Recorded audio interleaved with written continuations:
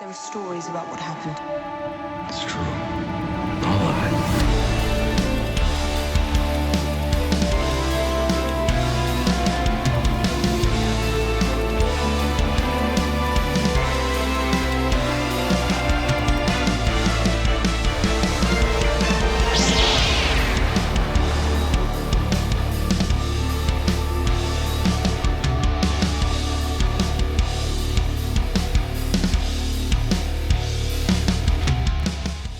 Guys, welcome to this episode of the Star Wars Canon Podcast. My name's Brian Miller. I'm the host here at the Canon Podcast, and I'm so glad you decided to join me to talk about our favorite thing in the world yet again, Star Wars. I have to apologize to you guys, first and foremost. I didn't do an episode last week.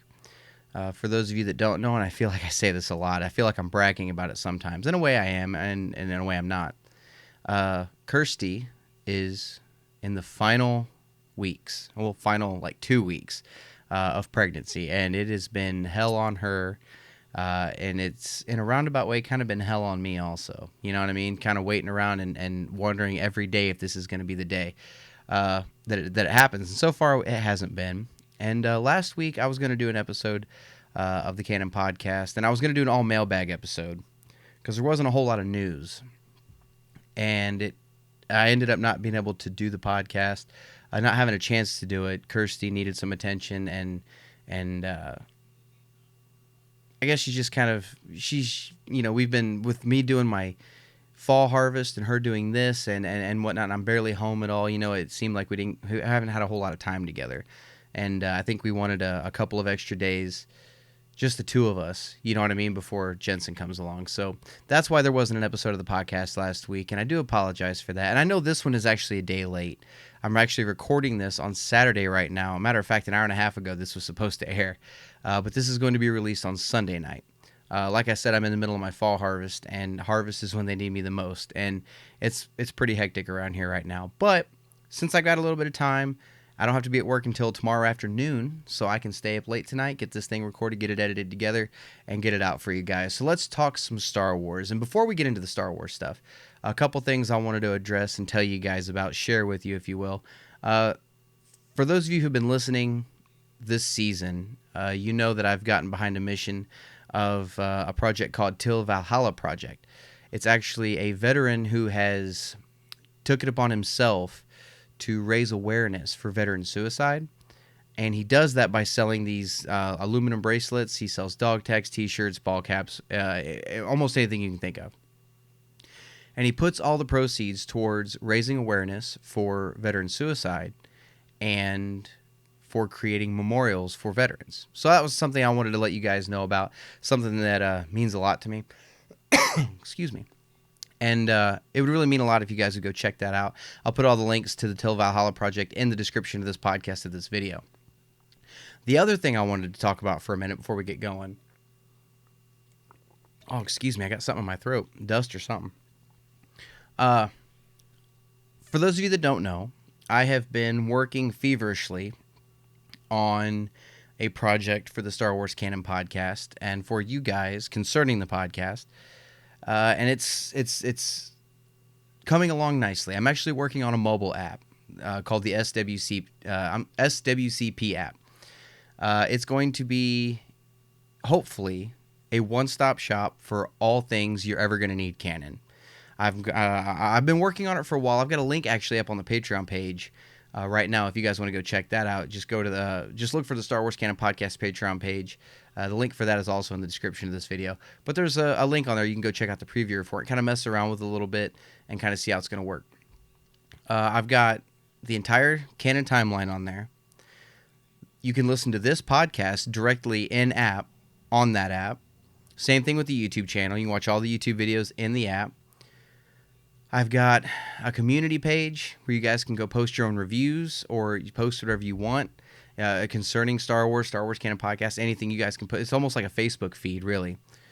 I've got that. I'm going to have a contact us page on there where you can submit a question directly to the Canon Podcast for a mailbag question, and a couple of other little features on there. But the biggest thing I'm proud of on this app is I've put a tab on it where you can purchase your Canon material. So You've got, your novels, your films, your comics, your video games, and your animation stuff. Everything is broken down where, let's say you want to purchase a New Dawn, and you go through novels till you find a New Dawn. They're all in alphabetical order, so they're easier than hell to find. You click on New Dawn, and it's got a description of the book, and then at the bottom it's got all these links where you can buy all these different versions of it. If you want an ebook, you can click on the link to get the ebook and download it straight to your phone. Same thing with the Audible version. You can get hardback, anything you can think of. Excuse me again. But that is all going to be on there, and that goes for all the Canon material, except for the short stories that are only available in the Star Wars Insider. I can't put a link to get those anywhere. But everything else, I got you covered. So my goal is to have that out by the end of the year. I think I can make it. And so far, man, I'm pretty happy with the way it looks. Like I said, if you guys want to take a look at it, head on over to the Patreon page, and it is exclusive to the Patreon. So if you guys want to check it out, go on there, try to find that link, and there you go. So I just want to let you guys know about that. So keep an eye out. I'm going to be dropping some more information about that before long. As a matter of fact, I'm toying with the idea of once I get the app kind of, I don't want to say finished, but like pseudo finished, before I put the final touches on it, I want to do a live stream on the YouTube channel and do a screen capture so you guys can kind of see what it looks like and go through and show you guys kind of how it's going to work, how it looks, everything like that, the features of it before it goes live. So keep an eye out for that. And if you guys check it out on the Patreon page, don't be afraid to shoot me a comment or an email, anything with some suggestions, some criticisms. I take criticism well when it comes to creative stuff like that. Let me know what you guys think about it. So keep an eye out for that. All right, let's get into some Star Wars stuff. Because there's not a whole lot of news, obviously the big news right now is that the trailer is dropping on Monday. I think we all know that at this point. It's on the 21st. I was wrong. I thought it was going to be on the 14th. But this will be the final trailer. It is dropping on Monday during Monday Night Football. Tickets go on sale immediately after that. Keep an eye out. I'm going to have a reaction video up hopefully Monday night for that trailer also. And I've already got my AMC set up, my AMC app set up to remind me when tickets go on sale. So keep an eye out for that also. So that's really the only news, but I've got 2 book reviews for you guys tonight before we get into mailbag questions. I've got a book review for Black Spire by Delilah S. Dawson. This is a book that honestly I don't want to say I wasn't looking forward to it. Recently, since Disney has been doing this Black Spire Galaxy's Edge push, right? We've had the park release. We've had Thrawn Alliance has mentioned Batuu. We've had a 5-issue run of Galaxy's Edge comics. We had Crash of Fate. We've got Black Spire. There's a short story of Myths and Fables that takes place on Black Spire. Like everything has been Black Spire, Black Spire, Black Spire, Batuu, Black Spire, Batuu. Like that's all it's been. And leading up to the book Black Spire, I was beginning to get Batuu fatigue. To the point where I didn't want to read any more about Batuu. I didn't want to know any more about it. Nothing. So I don't want to say I wasn't looking forward to this book, but I was wary of it. Before I sat down and started, I was like, oh, here we go, man. Another Black Spire novel. And I have to say, I was pleasantly surprised. This book didn't bash you over the head with Batuu, Black Spire, Black Spire, Black Spire. This book focused more on Vi Marathi, the Resistance spy, and Archex, who is formerly known as Captain Cardinal from the Phasma novel. For those of you that don't know, Delilah S. Dawson also wrote the Phasma novel, which you guys know I wasn't a huge fan of. And this book is essentially a sequel to that book. There's a lot of stuff in Black Spire that is mentioned that happened in Phasma during the present day stuff. And I mean a lot of it. A lot of it. This book is seriously a direct sequel to Phasma, but it is leaps and bounds better than what I thought Phasma was. Maybe it's because I didn't care that much about Phasma as a character. And I actually liked Captain Cardinal as a character in that novel more than I did Phasma. And since he is now in this novel, his name is changed to Archex, he's with the Resistance now. Spoiler alert for those of you that don't know. If you guys haven't read it by now, you're probably not going to. He switched sides. It didn't really switch sides. He abandoned the First Order at the end of Phasma. So he is now with the Resistance, and he's with Vi Moradi. They're tasked by General Leia to go to Batuu to start a new Resistance base after the events of The Last Jedi. And she crash lands on the planet due to some weird circumstances. Loses all of her gear, has no clue how to start this Resistance base. And that's essentially what this story is her kind of learning the ropes around Black Spire Outpost and meeting the people, making friends, getting a job to help pay for everything, kind of figuring out how everything works, meeting Olga and seeing how she runs the city and everything like that. But there's a couple of really good tie-ins with this book that also happen in Crash of Fate, because Crash of Fate happens after Black Spire Outpost, but after Black Spire. But the Resistance, when they're mentioned in Crash of Fate, talks about how they're hiding in these tunnels and whatnot, and those are the tunnels that Vi finds in this story to kind of build the Resistance base in. So it's kind of a nice tie in there.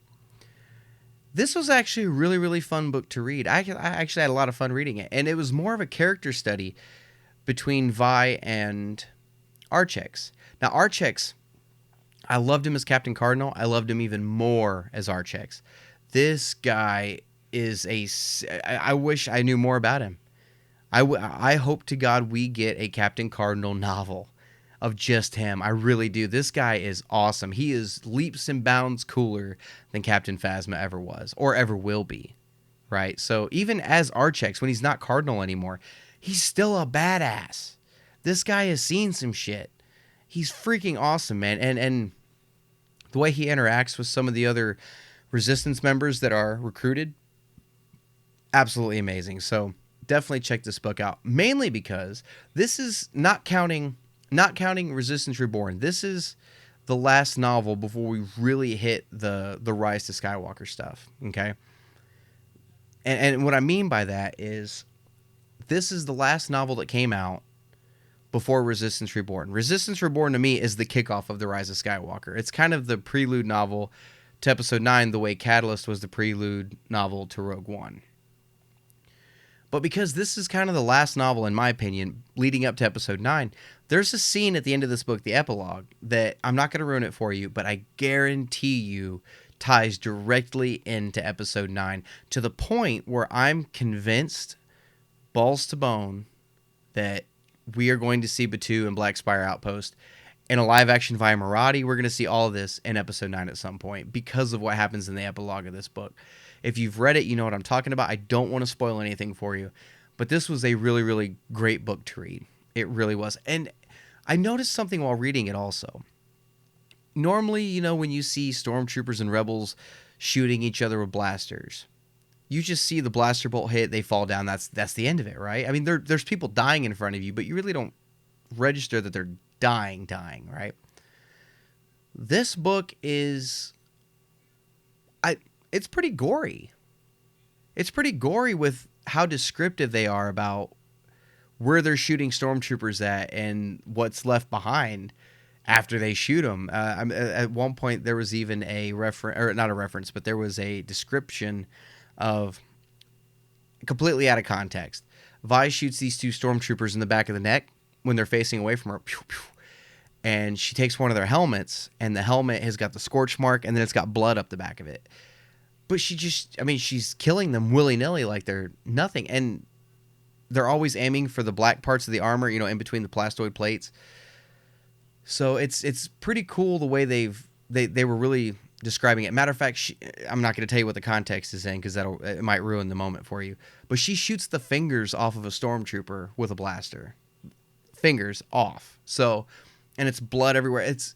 This is a gory book, but it's actually, it took me by surprise. It's a really fun read. Definitely go check out Black Spire.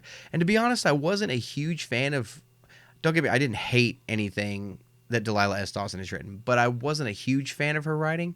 This book turned it around for me. I'm very, very impressed with this book. I couldn't be happier with it. And like I said, I was pleasantly surprised. So that is Black Spire. I'm sorry, Star Wars Galaxy's Edge, Black Spire. Definitely go check it out. The other book I wanted to talk about, and this is a very very small book. This is the Spark of Resistance. This just came out on Force Friday. This is one of those little like 3-hour reads that came out kind of in the same vein as Smuggler's Run, The Weapon of a Jedi, Moving Target, Before the Awakening, Cobalt Squadron. It was kind of along those lines. But this one takes place between episodes 8 and 9. I'm assuming leading into episode 9. It's a Rey, Finn, Poe BB-8 story. And it's not exactly what I was expecting. It wasn't bad, but it was kind of forgettable. The story itself was kind of forgettable. Essentially what it is, Finn's not even in this book now I think about it. Rey and Poe, Rose, not Finn, Rose. Rose is in this book. I know I just turned some of you guys completely off to this book. But Poe, Rey, and Rose are on a supply mission with the Falcon. There's porgs all over the inside of the Falcon. Rose is giving them all names. I really just turned some of you guys off to this book. But they receive a distress call on a Resistance channel and decide to go check it out. Not sure if it's a trap or what. And they land on this planet. I don't want to say exactly what's going on. But they land on this planet where the First Order's kind of taking over, and the indigenous life here are trying to fight back. And they're kind of these like fat rabbit-looking creatures, but they're trying to fight the First Order back. And there's a blatant ripoff in this book. I got to tell you guys about this. There's a blatant ripoff in this book that I couldn't even believe it when I was reading it, and I actually saw it coming before they revealed what it was. Do you guys remember in Indiana Jones in The Last Crusade, they're trying to get to the Grail. Indy's trying to get to the Grail, and he comes across this cavern, and it's just this big empty chasm. And he realizes it's a leap of faith, and he just steps out, and the bridge is kind of invisible because of the way it's laid. It's a trick of the light, right? That is exactly what happens in this book. It's exactly what happens. Before I even got through it, I knew that this is where it was going. And I was like, oh, man, you got to be kidding me, man. Come on. But anyway, so there's a couple of little moments about how Rey is trying to use the Force. Rose and Poe are trying to convince Rey to use the Force a little more and whatnot. But it's not a whole lot to it. But there's a First Order officer who is trying to find an old Imperial laboratory that's on this planet, and ends up being betrayed by the person who he thought was going to help him do this and whatnot, and antics ensue, right? Shenanigans everywhere. But it's kind of a neat little read. There's it's one of those yay, we did it at the end of the story kind of stories. Mainly for children. It's a young adult novel, so you shouldn't be surprised by that. But it was kind of a nice little touch leading into episode 9. So not a whole lot to say about it because, like I said, it was like a 2-hour, 3-hour read. So there wasn't a whole lot of substance to it. But like I said, it was kind of forgettable. I mean, I remember the story, but there wasn't any like one moment that stood out where you just have to talk about it. So you're not going to miss anything by reading this one, to be completely honest. It's called Spark of the Resistance, which I'm assuming is talking about Rey. But Rey's not even the main character in this book. There is no main character. It's kind of that group is the main character. So take that for what you will. I know that's not a whole lot of a review for that book, but there wasn't a whole lot of book there for it. But don't know what to tell you about that one. Definitely go check it out, though, if you guys are OCD. You're wanting to read all the canon. Like I said, you can buzz through it in no time. Matter of fact, I finished... What did I finish? I don't even remember. I finished Black Spire. I came home from work. I finished Black Spire at work. Came home from work, sat down and read Spark of the Resistance completely, and then started listening to Dooku Jedi Lost. It was that quick. So, speaking of Dooku Jedi Lost, I'm about 2 hours into it right now. I'm reading the book and listening to it at the same time, which is kind of a new experience for me. The book is more... I'm going to give you a little bit of info about the book. I thought the book was going to be in like a novel form of the radio play. It's literally the script. It's the script. It'll say Dooku and then what he says, or Sifo Dyas and what he says. So it's an interesting read. I'm having a lot of fun with it, actually, and I'm learning a lot of stuff about Dooku that I never knew. and there's some like oh shit moments in it so far. So I'll have a review for that for you guys on the next episode. Mark my words, I promise you on that one. All right, so that's all I got for reviews. That's all I got for news. Let's get into some mailbag questions, and I was going to make this mainly a mailbag episode anyway. I've got 6 questions, and I was going to let you guys know if you want to get a question on the Canon podcast, you can email it to me at Star Wars Canon Podcast Star Wars Canon Library at gmail.com. I'm losing my mind right now.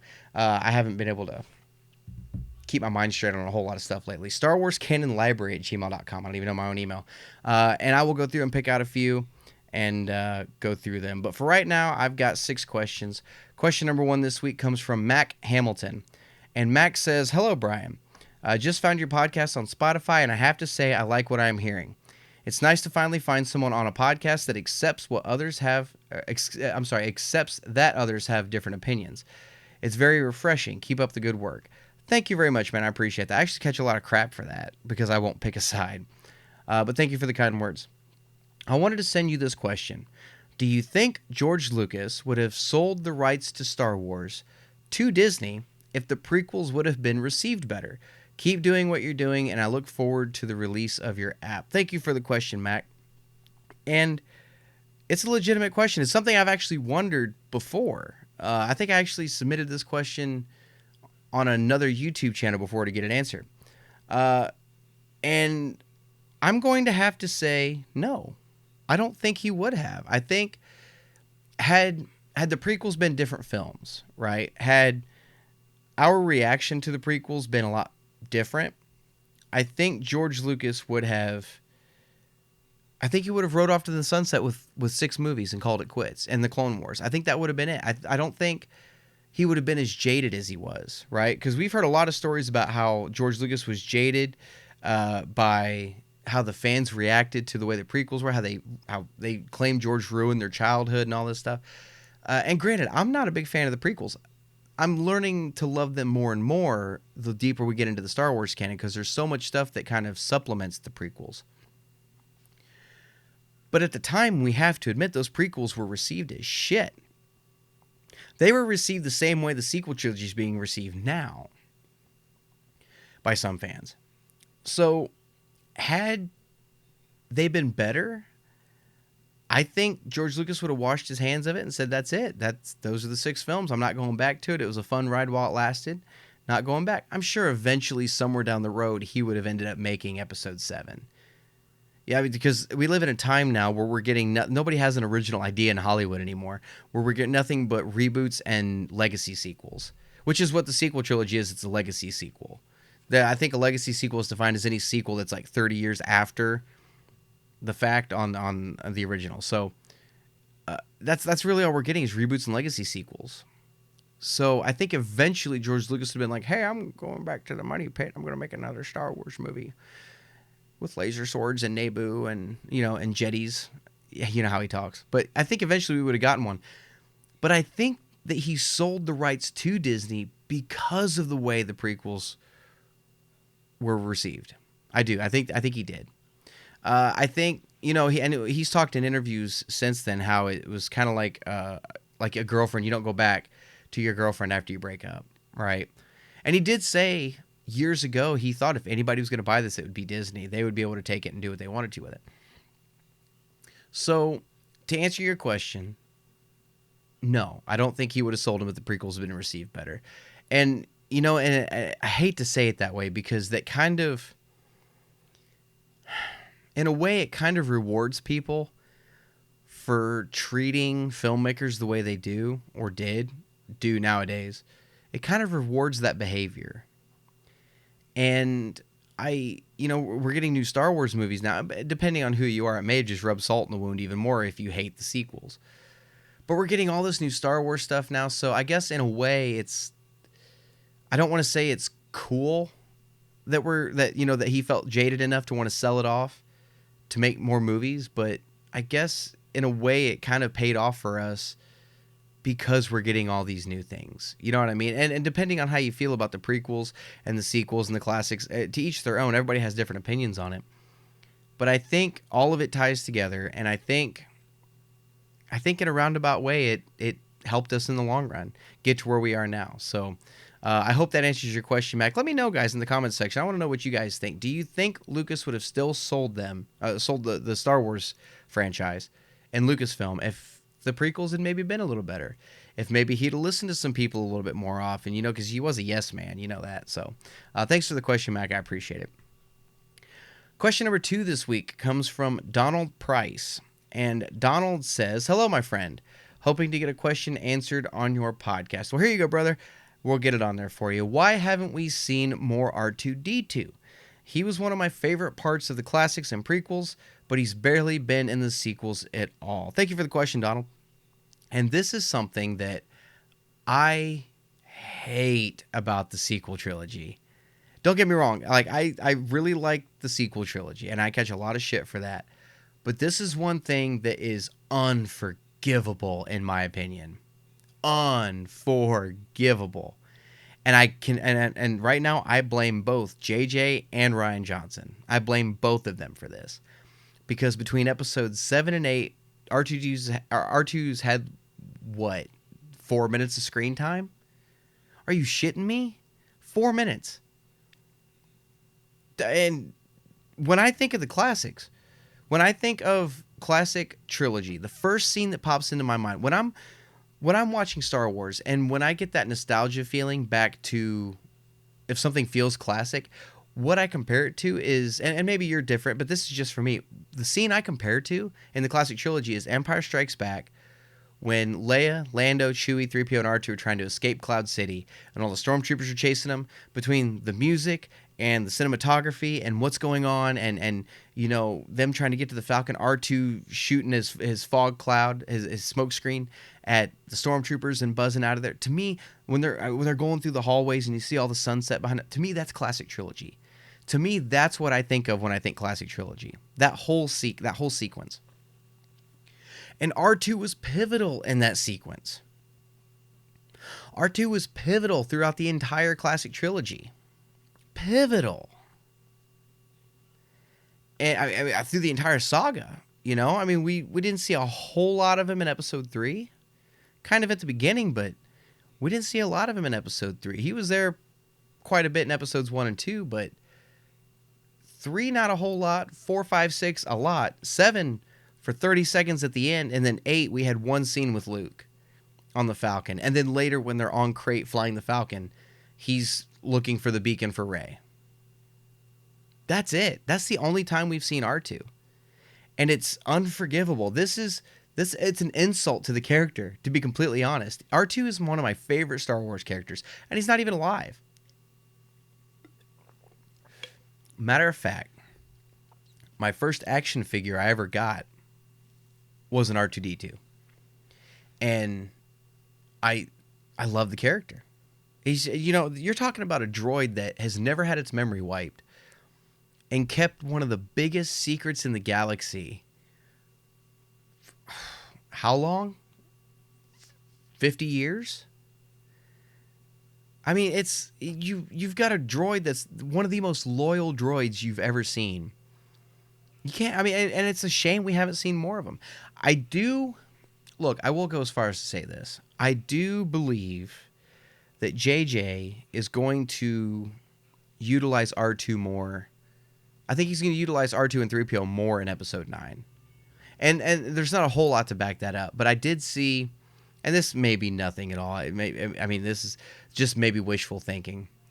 But Bandai put out one of their X-Wing models for Rise of Skywalker, and it's Poe Dameron's X-Wing, but it doesn't have BB-8 on it. It has R2-D2 on it. So if I'm about to see Poe flying an X-Wing with R2 and a droid socket again, I'm going to lose my mind seeing R2 and a droid socket. I'm going to lose my mind. But I gotta say this. I think the reason we haven't seen much R2 is because they're trying to push BB-8 to be the new droid of this trilogy. Which I can't really knock them for that. You'd have to introduce these new characters, and it's really their story. But you've got 3PO there. 3PO was a little bit bigger part of episode 8. Why couldn't R2 have been? You know what I mean? Like, it doesn't make a lot of sense to me why R2 couldn't have been more in episode 8. And like I said, I'm hoping he's in episode 9 more. But I think it's mainly because they're trying to push BB-8. BB-8 and 3PO. Because a lot of the marketing for The Force Awakens had those 3 droids on it. But then throughout the movie, BB-8 was front and center. BB-8 had the comedy relief. BB-8 had... BB-8 even got to say, I have a bad feeling about this in episode 8, which we talked about on one of the last episodes. I think they're pushing this droid more and more. Because Rian Johnson even came out and said at a point before episode 8 came out, he asked JJ for some advice. I think it was JJ asked for some advice on editing episode 7 or episode 8. And he said, use physical comedy with BB-8. You can't put enough of it in there. And so they did that, with BB-8 getting blown against the wall and his head bouncing and rolling back. There's a lot you can do with BB-8 because of his shape, because of what he is. Not a whole lot you can do with R2. R2 can get shot once in a while, electrocuted, everything pop open on him. Stuff like that. But you want to see more R2. If episode 9 comes out and we see more R2 and 3PO front and center, it's going to feel more like Star Wars. They are the glue that holds Star Wars together. The only Star Wars movie they're not in, and they didn't need to be in, was Solo. They even popped up in Rogue One, and it made sense, kind of, if you want to do the whole why weren't they on the Tantive 4 argument, which is possible. It has credence. But R2 and 3PO, they are, to me, the face of Star Wars. When you see R2 and 3PO, the first thing you think of is Star Wars. When I think Star Wars, first thing I think of, R2 and 3PO.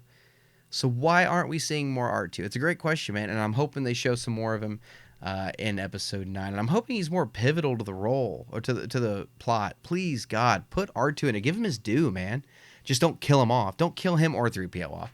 Please, God, no, you can't do that. No, I can't. I already had to watch Tony Stark die. I can't watch R2 and 3PO die. I can't do it. Thanks for the question, Donald. I appreciate it. Question number 3 this week comes from Anthony Perez. And Anthony says, hey, Brian, I'm a big fan of your podcast and can't wait to see what you do with the Canon app you're working on. I know it's going to be great. You always put so much effort into everything you do, and I know this will be no different. Thank you very much, man. I appreciate it. Let's see here. Have you heard this rumor going around that there's a Rey movie in the works at Lucasfilm? I hope it's true. I love Daisy, and I hope to see more of her on screen. Thank you in advance. Thanks for the question, Anthony. Yes, I've heard this rumor, and I'm going to tell you right now, I don't mean to step all over your dreams. I don't think this is real. I don't think this is real. First off, cause I know what rumor you're talking about. They didn't come out and say. The rumor is that there's going to be a Rey film that takes place after episode 9, and it's her dealing with like the Jedi Order and whatnot. If that were the case, that's a huge spoiler for episode 9. That is a huge spoiler for episode 9. Oh, well, Rey makes it through that movie.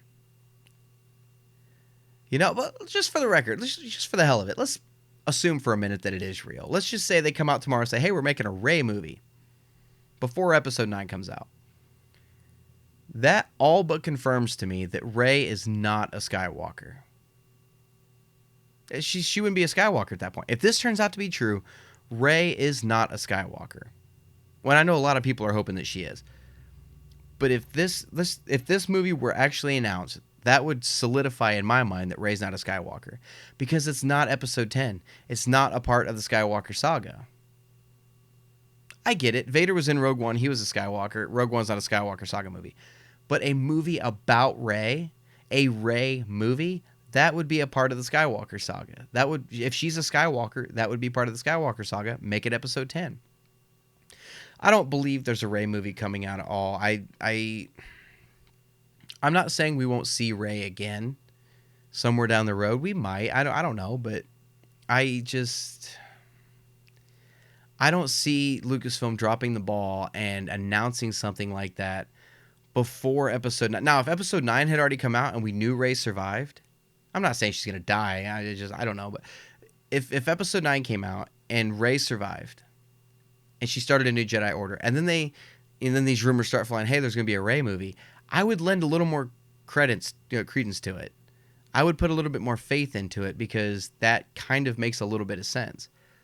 But they're not going to say something like that before episode 9 comes out. That would it ruins up, because then you're going to be sitting there watching episode and be like, well, I know she survives. no suspense to this lightsaber battle at all.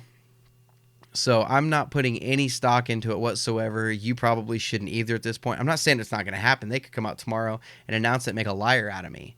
But I'm going to be sitting around as confused as an Ewok trying to eat a cracker, trying to figure out why they would do something like this. So I hope that answers your question. And you know, if they were to come out with a Rey film later on down the road, I would watch it. I mean, I like Rey as a character. I don't get this Mary Sue thing everybody keeps talking about. It's no different than Luke Skywalker. So, I mean, I would watch a Rey movie. I'm still going to watch it, but depending on who's writing it, who's directing it, you know, and whatnot, depends on how good it's going to be. And they could do it and make it work, but I'm really not believing that's going to happen anytime soon. So, thanks for the question, though, Anthony. I do appreciate it. Question number 4 this week comes from Jake Hudson. And Jake says, "Hey, Brian, I haven't read a whole lot of the new canon, but I like what I've read. Thank you for keeping track of all of it for us." You're mighty welcome, Jake. Here we go. Query: when will the meatbags over at Lucasfilm tell us how Maz got Luke's lightsaber? I don't know why it's bugging me so bad.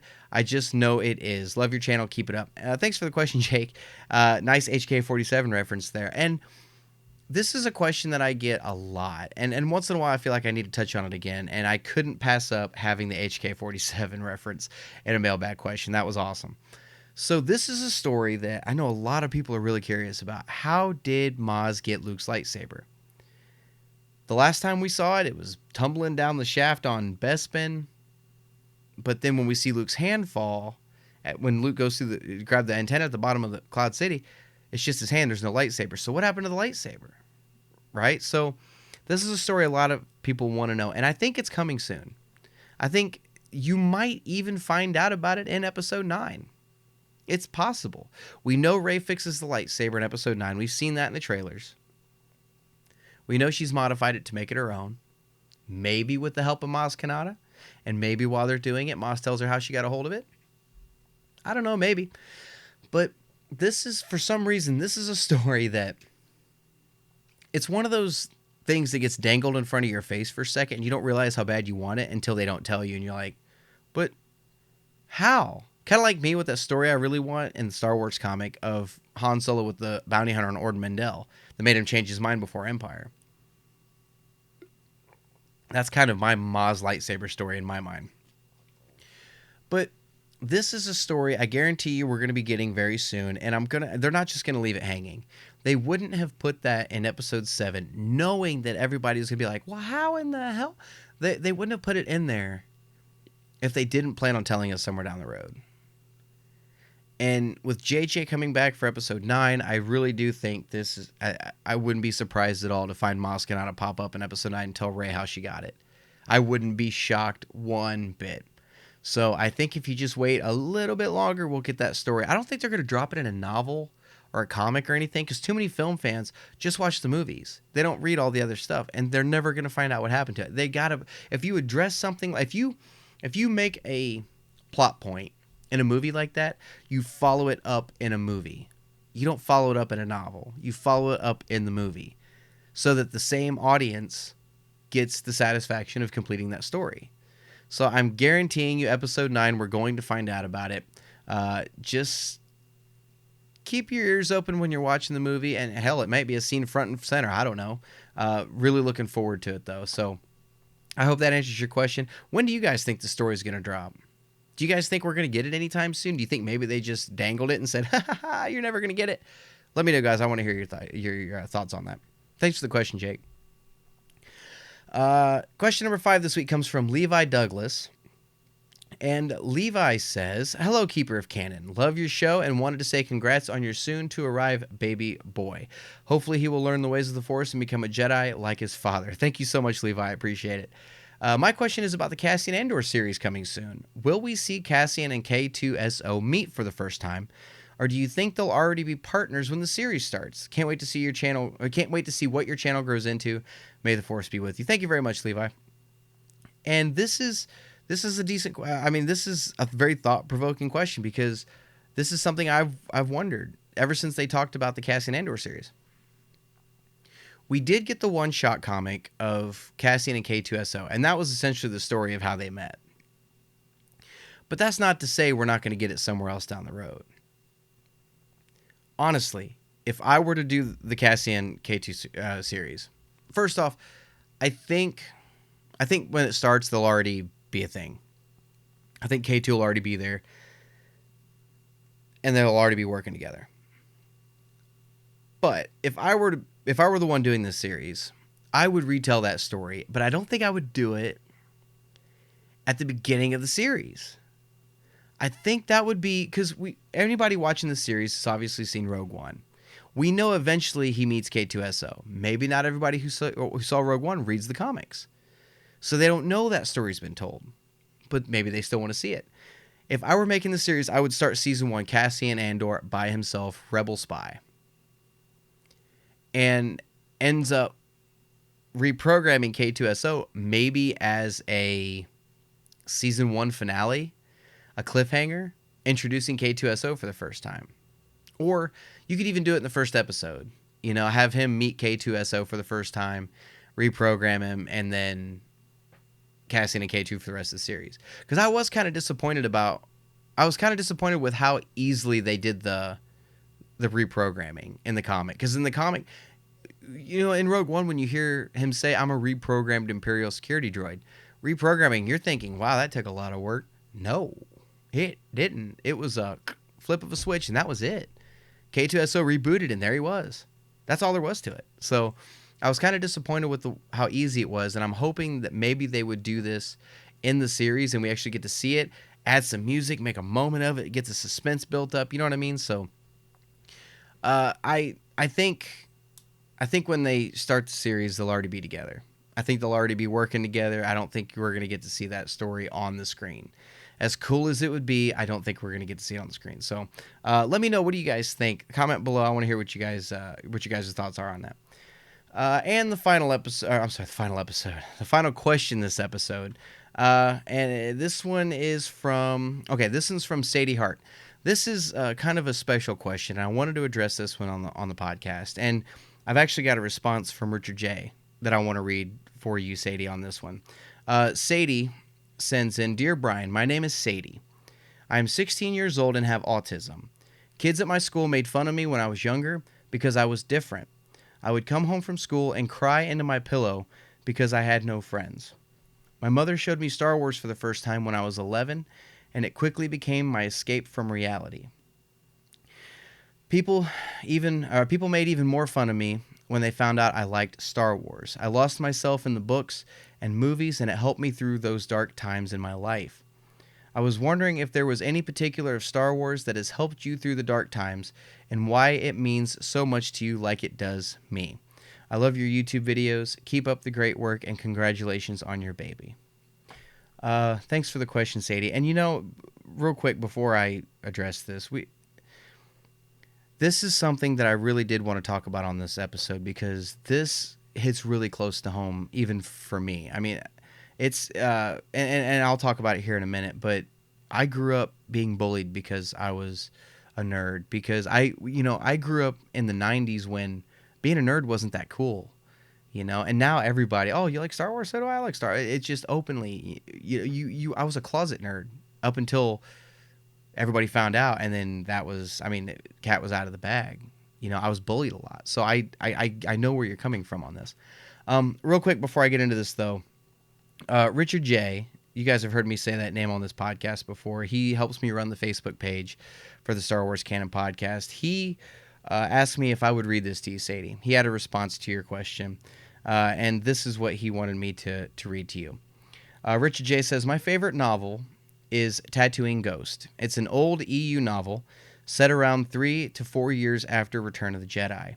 It starts off with Leia going to an auction at Mos Espa to hopefully win an old Alderaanian picture. It's made of moss, so it's a living picture. However, there is also a data chip in there of every rebel agent still undercover in the Empire. During her trip, she is drawn to an image of a young boy standing next to his pod racer. She inquires about the boy and finds out it's Anakin. All the people she comes into contact with regale her with stories about how kind and generous Anakin was. Leia visits the grave of her grandmother and discovers Shmi's journal and learns just how kind her father was. In typical Star Wars fashion, there are equally horrific Vader stories to quote-unquote balance the novel. It is what makes Leia decide to have children. It's a story about looking at the inner good in someone. Keep looking for the inner good in people, Sadie. We love you, Jay. He wanted me to read that to you after I sent him your mailbag question. This is something that we have got to talk about for a minute, guys, because this is unacceptable. This is completely unacceptable. We live in a time now where we've got all this Star Wars material coming out, right? And ooh, bump my mic. And you have got people, not a lot of people. There's a handful of people, but it's still obviously a problem if we're talking about it. You've got people who hate a movie, a fictional piece of work. They hate it so much that they are bashing every bit of hatred and vitriol they can on the director. I mean, it's just even to other people who say they like it. If you like something they don't like, you are a piece of shit. That is their opinion. That's the world we live in now.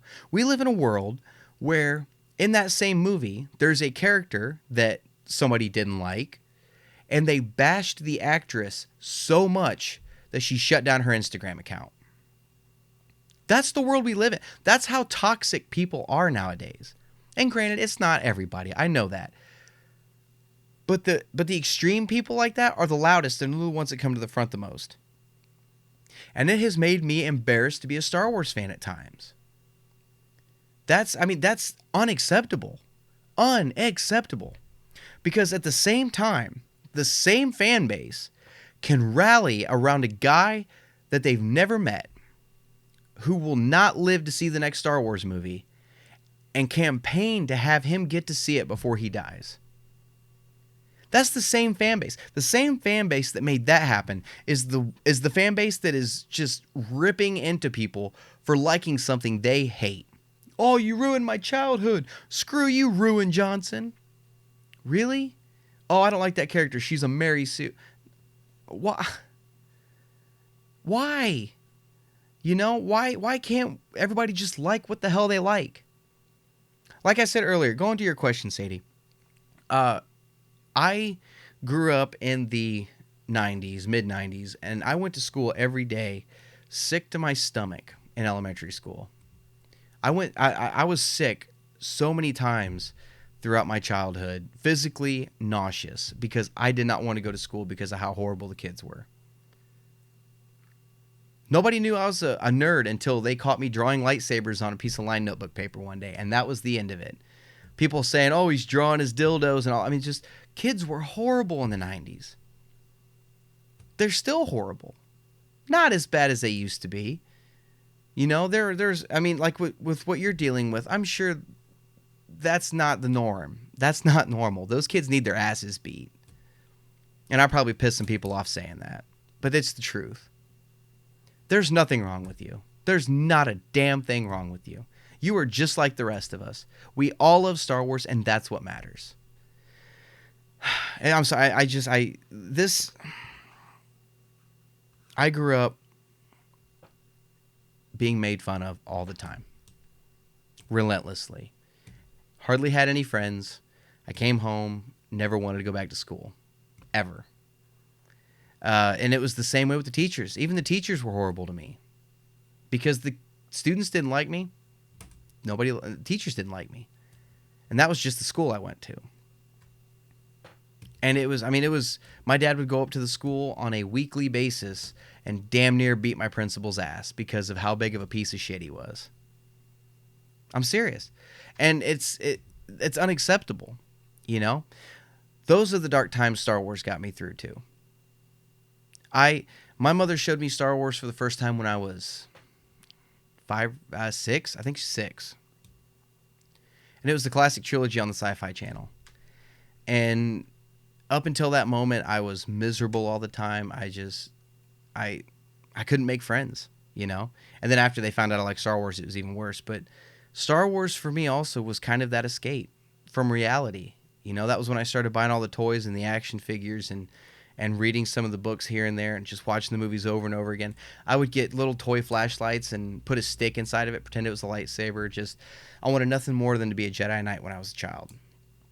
That's what I wanted to be. Everybody wants to be Batman or Superman nowadays. I wanted to be a Jedi. That's what I wanted. You know, shit, I still do. Who wouldn't?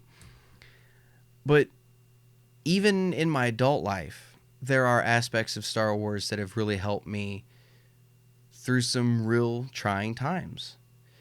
You know, more recently, this whole ordeal with my mother. For those of you that don't know, I'm just going to sum it up in a nutshell. My mother decided she wanted to steal her sister's husband away from her. And it's just this whole affair thing happened, and she disowned Kirsty. She disowned me.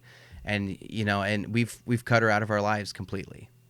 My mother and my sister, who sided with her. But we've completely cut them out of our lives because of how big of pieces of shit they are. And I never thought I'd say that about my mother, but I've always wanted to just cut all negativity out of my life. And I don't care who it is. I don't care if it's my best friend all of a sudden just becomes an asshole, starts being negative all the time, running me down. Bye. And I don't think my friends are going to do that, but I got no problem with it. You know, there are aspects of Star Wars that helped me through when my dad died very suddenly. It was Yoda's teachings, the whole train yourself to let go of everything you fear to lose. You know, don't mourn for those who transform into the Force. You know, stuff like that. That's helped me through a lot. And every trilogy, Yoda's got some kind of little bit of wisdom that helps me through my life. The prequels was the whole train yourself to let go of everything you fear to lose. That's deep, you know? The classics, do or do not, there is no try. That's classic. I mean, everybody knows that phrase. And even in episode 8, whether you loved it or hate it, Yoda, failure is the greatest teacher. That's deep, man. I'm about to tear up thinking about it. That's deep. Those are words of wisdom that it's weird to hear them from a little green frog alien in a Star Wars movie. But it still hits home. Doesn't matter who says it, it still hits home. And there's obviously more things to Star Wars you can apply to your life to help you through stuff like that. But those are some of the moments that kind of helped me through. You know, even when me and Kirsty, we kind of went through a rough patch in our relationship for a while back toward the beginning. And there was a lot there that helped me. You know? And I say all that to say this. It doesn't matter what situation you're going through. I guarantee you, at some point in Star Wars, I can find something that will directly relate to that situation and help you see a better way to get through it. Whether it's being bullied in high school or losing a parent, losing somebody else in your family, doesn't matter. There's something in there that can help you through it. You know, so the only advice I can give you at this point is just ignore them. That's when I was being picked on. My father gave me the best piece of advice I ever got, and it worked. You ignore them. You don't give them a time of day. You just, when they sit in there, yap, yap, yap, tune them out. Put a deflector shield up. Block it all out, because what they think does not matter. You can't. Freddie Prinze Jr. came out on Twitter the other day and said this after a lot of people started bashing about his opinion and stuff. You can't break something you don't own. They can't break your spirit because they don't own you. They don't own it. You determine your reality. Like what Qui-Gon says, your focus determines your reality. That is what matters. Don't worry about the people in your school, because you've got a fan base here that is going to rally behind you and love you for who you are. I'm serious. And they're going to talk Star Wars with you because that's who we are. And granted, there are some people that are going to disagree with your opinion on some stuff you like. That's going to happen. But just know there's not a damn thing wrong with you. There's not a damn thing wrong with me. There's not a damn thing wrong with any of us. We love what we love, and that's what matters. So I wish I could help you more than that. I really do. And I hope that has helped. I hope you take that to heart. Okay, because you're not the only one. You're not alone, all right? So thank you for sending in the question. I do appreciate it. And, you know, I hope this was kind of an eye-opener. It actually opened my eyes a lot more. And I agree with you. And it still opened my eyes more to realize that there are still people out there that are like this. And you either stand up to them and give them what they want or just ignore them. Because they're picking on you to get a rise out of you. That's all it is. You don't give them a rise, they get bored and they leave you alone. So take that for what you will, Sadie. Thank you for being a follower. I'm so glad to have you as a listener. Thank you so much for the question. And stay strong, okay? We're right there with you. I promise you that. That is all the questions I got for this week, guys. I actually didn't plan on going almost on an hour like this. I was going to do a shorter episode. Just know that in the next couple of weeks, the podcast may be spotty because you guys know Kirsty is going to be having the baby very soon. So if there's no episode next week, you'll know why. Okay, so just keep that in mind. Right now, things are really rocky between me being in Harvest, when they're already going to be upset with me for taking a week off work when Jensen comes during Harvest. But between Harvest and Jensen coming, my next couple of weeks are going to be really hectic.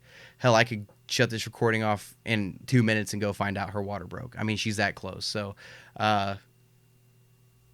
wish us luck. That's all I got to say. So thank you guys and gals for tuning in this week. I sure appreciate it. If you're new to the podcast and you like what you hear, be sure to give me a follow on whatever app or site you're listening in on. Check out the YouTube channel for upcoming reviews, interviews, and reaction videos, as well as the Facebook page to stay up to date on what's going on with the Star Wars Canon podcast. Be sure to check out the Patreon account as well if you'd like to help support the Canon podcast, or if you want to check out the Star Wars Canon podcast app, you can go check it out there.